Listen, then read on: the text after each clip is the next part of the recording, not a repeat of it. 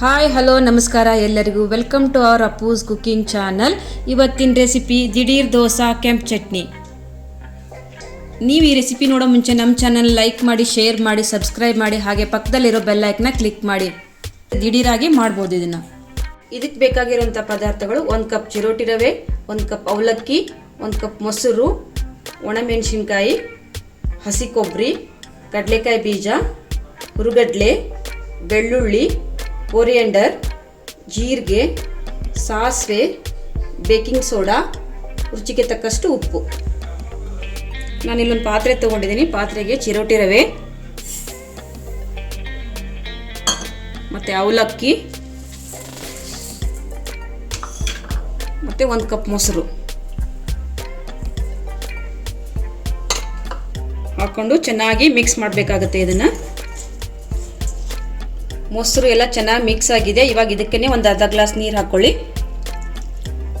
ನೀರು ಹಾಕ್ಕೊಂಡು ಚೆನ್ನಾಗಿ ಮಿಕ್ಸ್ ಮಾಡಿಕೊಂಡು 5 ನಿಮಿಷ ನೆನೆಸ್ಬೇಕು. ಇದನ್ನು 5 ನಿಮಿಷ ನೆನೆಯೋಷ್ಟರಲ್ಲಿ ಕೆಂಪು ಚಟ್ನಿ ಮಾಡ್ಕೊಂಬರೋಣ. ನಾನು ಇಲ್ಲೊಂದು ಮಿಕ್ಸಿ ಜಾರ್ ತೊಗೊಂಡಿದ್ದೀನಿ. ಅದಕ್ಕೆ ಹುರುಗಡ್ಲೆ,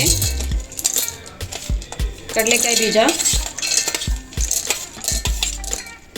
ಬೆಳ್ಳುಳ್ಳಿ,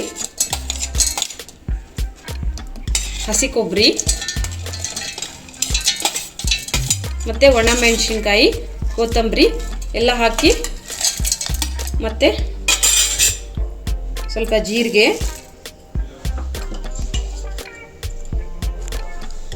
ಸ್ವಲ್ಪ ಉಪ್ಪು,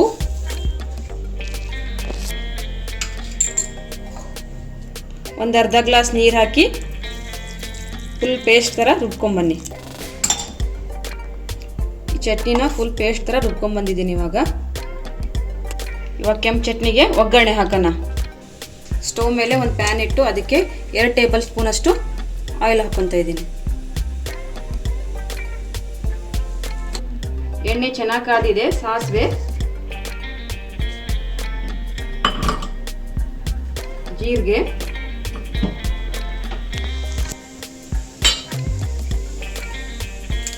ನಾನಿಲ್ಲಿ ಮಜ್ಜಿಗೆ ಮೆಣಸಿನಕಾಯಿ ಯೂಸ್ ಮಾಡ್ತಾ ಇದ್ದೀನಿ. ಇದು ಆಪ್ಷನಲ್ಲು, ಬೇಕಂದ್ರೆ ಹಾಕೋಬಹುದು. ಚೆನ್ನಾಗಿ ಫ್ರೈ ಮಾಡ್ಕೋಬೇಕು. ಇದು ಚೆನ್ನಾಗಿ ಫ್ರೈ ಆಗಿದೆ. ಇದಕ್ಕೆ ಕೊತ್ತಂಬರಿ ಹಾಕೋಬೇಕು.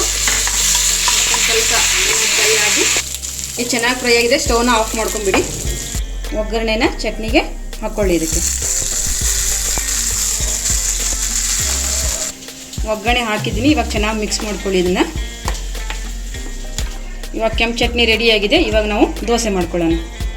ಅವಲಕ್ಕಿ ಮತ್ತು ರವೆ, ಮೊಸರು ಹಾಕಿರುವಂಥ ಮಿಶ್ರಣ ಚೆನ್ನಾಗಿ ನೆನ್ಕೊಂಡಿದೆ. ಇದನ್ನ ನಾವು ಒಂದು ಮಿಕ್ಸಿ ಜಾರ್ ತೊಗೊಂಡು ಮಿಕ್ಸಿ ಜಾರಲ್ಲಿ ಇದನ್ನ ಹಾಕಿ ಚೆನ್ನಾಗಿ ಫುಲ್ ಪೇಸ್ಟ್ ಥರ ರುಬ್ಕೊಂಬರ್ಬೇಕಾಗುತ್ತೆ. ಇವಾಗ ಇದಕ್ಕೆ ಅರ್ಧ ಗ್ಲಾಸ್ ನೀರು ಹಾಕಿ ರುಬ್ಕೊಂಬನ್ನಿ. ನೋಡಿ, ನೈಸಾಗಿ ದೋಸೆ ಹಿಟ್ಟಿನ ಥರ ರುಬ್ಕೊಂಬಂದಿದ್ದೀನಿ. ಇವಾಗ ಇದಕ್ಕೆ ನಾನು ಅರ್ಧ ಚಮಚ ಬೇಕಿಂಗ್ ಸೋಡಾ, ರುಚಿಗೆ ತಕ್ಕಷ್ಟು ಉಪ್ಪು ಮತ್ತು ಕಲರ್ಗಂತ ಸ್ವಲ್ಪ ಒಂದು ಅರ್ಧ ಚಮಚ ಸಕ್ಕರೆ ಹಾಕ್ತಾಯಿದ್ದೀನಿ.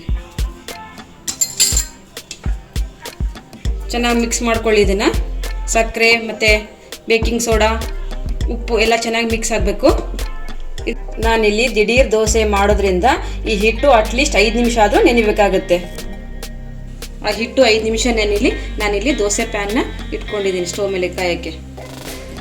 ಇವಾಗ ಹಂಚು ಕೂಡ ಚೆನ್ನಾಗಿ ಕಾದಿದೆ ಮತ್ತು ಹಿಟ್ಟು ಕೂಡ ಚೆನ್ನಾಗಿ ನೆಂದಿದೆ. ಇವಾಗ ನಾವು ದೋಸೆ ಮಾಡ್ಕೊಳ್ಳೋಣ. ಪ್ಯಾನ್ಗೆ ಸ್ವಲ್ಪ ಎಣ್ಣೆ ಹಚ್ಕೊಳ್ಳಿ. ಇವಾಗ ನಾನಿಲ್ಲಿ ದೋಸೆ ಹಾಕ್ತಾ ಇದ್ದೀನಿ.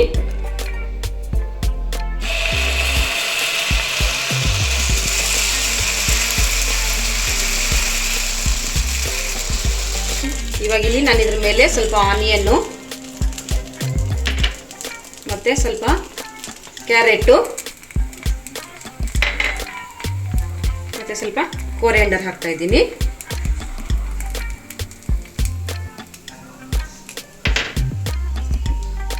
ಎರಡು ಚಮಚ ಆಯಿಲ್ ಹಾಕ್ತಾ ಇದ್ದೀನಿ.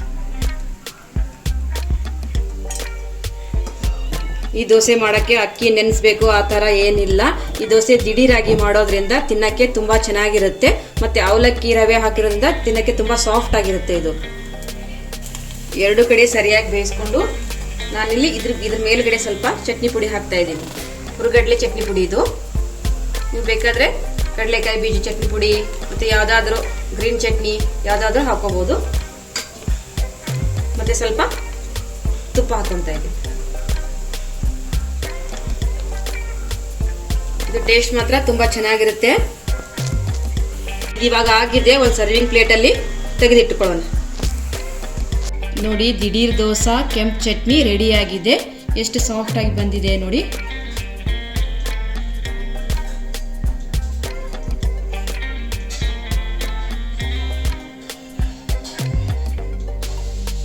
ನಮ್ಮ ರೆಸಿಪಿ ನಿಮ್ಗೆ ಇಷ್ಟ ಆದರೆ ನಮ್ಮ ಚಾನಲ್ ಲೈಕ್ ಮಾಡಿ, ಶೇರ್ ಮಾಡಿ, ಸಬ್ಸ್ಕ್ರೈಬ್ ಮಾಡಿ, ಹಾಗೆ ಪಕ್ಕದಲ್ಲಿರೋ ಬೆಲ್ ಐಕನ್ನ ಕ್ಲಿಕ್ ಮಾಡಿ.